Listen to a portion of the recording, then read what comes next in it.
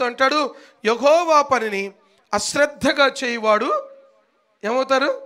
శాపగ్రస్తులు అవుతారు. చేయకుండా ఉంటే మంచిది, చేస్తే ఎట్లా చేయాలా? చాలా శ్రద్ధాభక్తులతో చేయాలి. మందిరం ఓడమంటే ఏడొక చీపిరి ఆడొక చీపిరి ఊడ్చిపోకూడదు. ఏం చేయాలా?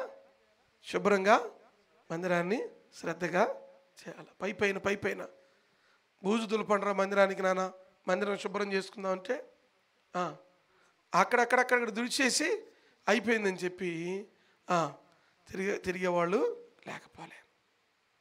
ప్రియ ఆత్మీయ జనాంగమా, ఈ హగ్గయి గ్రంథంలో ప్రాముఖ్యంగా ప్రభు అంటూ ఉన్నాడు, నా మందిరము పాడైపోయింది, నా మందిరము పాడైపోయింది, నా మందిరము పాడైపోయిన స్థితిలో ఉండగా మీరెట్లా ఉన్నారు?